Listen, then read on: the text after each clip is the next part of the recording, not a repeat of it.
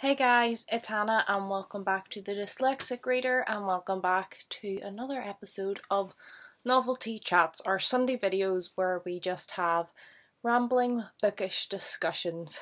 As you can probably tell, I am absolutely dosed with a head cold and suffering dearly.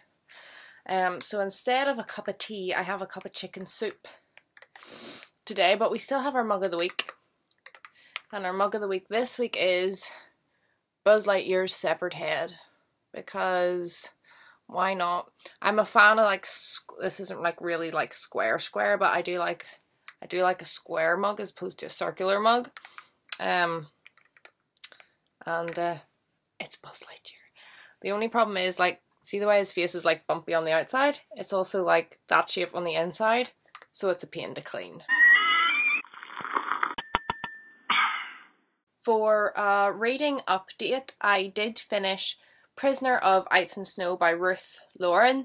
I gave this 3 stars. It was kind of meh. There was things I liked, things I didn't like, but keep an eye out for my wrap-up. Should be up on Wednesday, if all goes to plan. And I am currently reading The Hunchback of Notre Dame by Victor Hugo, and I am loving this book. I didn't read any yesterday because when I have a head cold, I feel like looking at text gives me such a headache because of the pressure in my head. My eyeballs cannot function. So I didn't get any read yesterday, but I'm over halfway. And the writing in this is beautiful. I think one of the most beautiful books I have ever read, as in how it's written, would be Moby Dick, and this is coming close. It's definitely second. It could be tie or even beaten it, but I'll have to finish it out to see. But I'm loving the story. I'm loving the language. It has had me laughing out loud. It's loud at sometimes. It's had me almost crying at sometimes. It's really good, and well, we haven't really got the whole way through, but from what I've seen, Frollo gets a really bad rep in the Disney movie. Frollo is not a bad guy in this book, and I feel really sorry for him. And now when I go to Disney World and see Frollo in the parades, I'm gonna feel so bad that he's bucked in with the villains.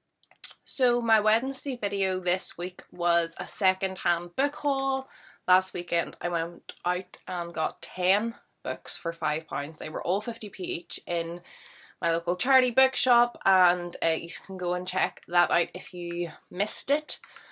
But I had a couple of comments on that saying people I love secondhand books. Bookie Laura was one, and I love secondhand books too. I would say 90+% of my books are not new to me. I can actually not think of any. Well, that God Smuggler one was new, but that was bought to me as a birthday gift. I didn't buy that.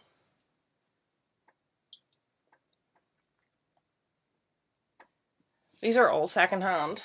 My hardback copy of Pride and Prejudice and Hound of the Baskervilles I bought new, but they were still only £1.99.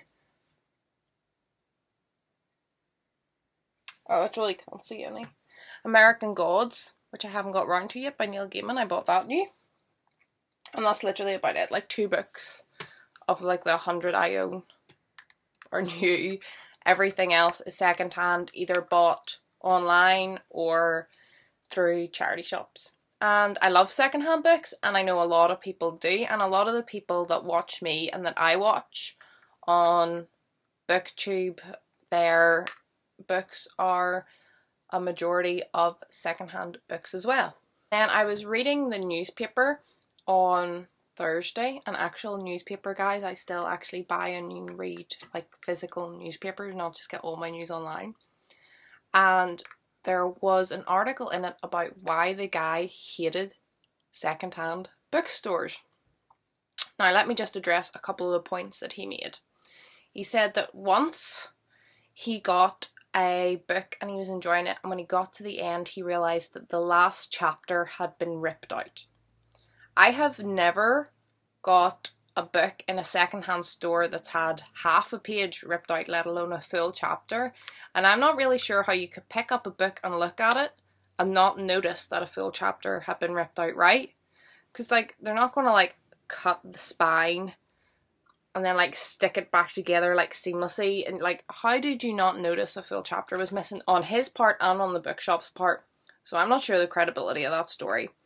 And also he said that second-hand books were dirty, and that was also the reason why he didn't go to the library, because like there might be a stain, or he talked about dried up bogies the book was covered in. Who does that? Like, I have never seen anything resembling like any of the things he said, and I am an avid library goer as well as an avid second-hand book buyer, and I have never seen like any of the problems that was his two things.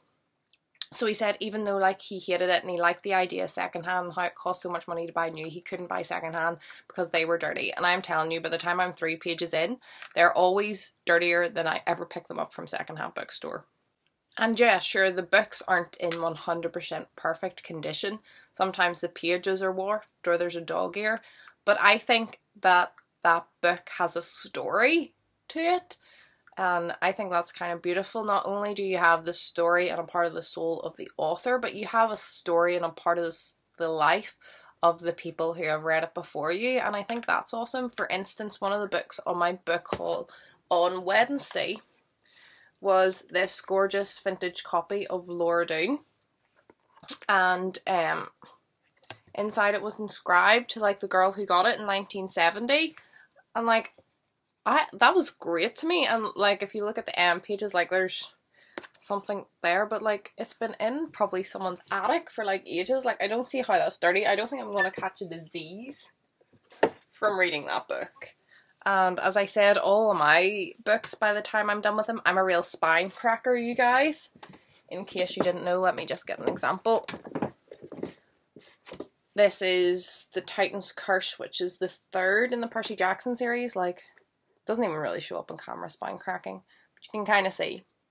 I'm a real spine cracker anyway, so like cracked spines don't bother me. I'm not a dog earer, just because I feel like it doesn't work. Like, they always manage to like fall out in me and I lose my place, but I don't have an issue with dog ears. So maybe like if you did have an issue, then that's where the problem would come from, but I don't have an issue with any of these things. As well as the books themselves having the story, I find that the people who run secondhand bookstores have great stories, and the people you can meet there. I've bumped into completely random people in secondhand bookstores and spent half an hour just standing talking to them and not getting to know them, but just having a good chat and why they're there and what they're interested in reading and all that good stuff. And okay, you could maybe get that in Eason's or Waterstones, or if you went to like a big high street bookstore, but I don't think you do get the same. I don't think you get the same personalization. You don't get to know the people the same. I don't think they're as like interested in you and your backstory, and you certainly don't get that with online shopping. And I feel like, especially on BookTube, when I watch a lot of hauls and things, they seem to buy all their books online, and I like to browse the bookstore, and that's another thing as well. I like to go in not looking a specific book. I feel like all these booktubers like, no, like I want to go in and buy A, B and C. I like to go in not knowing anything and like look at every book in the store and have a good browse and talk to the people and hang out and read blurbs and look things up on Goodreads. And it's like a full day out for me to go to the charity bookshop and yeah, find some really good finds. One of my favourite books of all time is George MacDonald's The Princess and the Goblin. My cat's actually named after the cat in the story. Like, I love it, and you don't find it anywhere. It's so old, it's not really well known, and I found an illustrated edition for 50p in the charity shop one day, and like I have been looking this book online for years and not being able to find it at a reasonable price, and it's all illustrated and it's beautifully illustrated inside. It is falling apart a little bit, but it's all illustrated inside as well, and it's absolutely gorgeous, and I treasure this. And it was 50p out of charity shop, and I've been looking online and hadn't been able to find copies under like 20-30 pounds for a copy of this book because it's so old and out of print and rare, and things like that. And I pick up books that I would never pick up. I've got books out of charity shops that I would never put in hold in the library, never pick up at the library, and certainly never order full price online, and I've ended up loving them. And my final point, as I said, I just find it so fun going into charity bookstores and having a look around and talking to the people and looking at all the different books. And also you're supporting the charities and reducing waste. If people didn't send these books to secondhand bookstores and people like me didn't buy them, then these books would be going in the bin, possibly recycling, but more than likely they would just be getting skipped. And I think that people really overlook the secondhand sort of book thing. And that kind of goes back to my last novelty chats when I talked about like readers and book collectors and how they're different. And I feel like if you're a hardbound book collector, then obviously buy your books new, like that's what you collect. I collect Zoom Zooms, you can see some of my big ones here, and well, I have bought a few like online secondhand, but that's what you choose to put your money in, that's what you choose to build a collection. But for readers, I don't understand, if you're not interested really in how the book looks, you just want to own a copy and to actually read it and you're invested in the story, then I think secondhand bookstores are absolutely fabulous.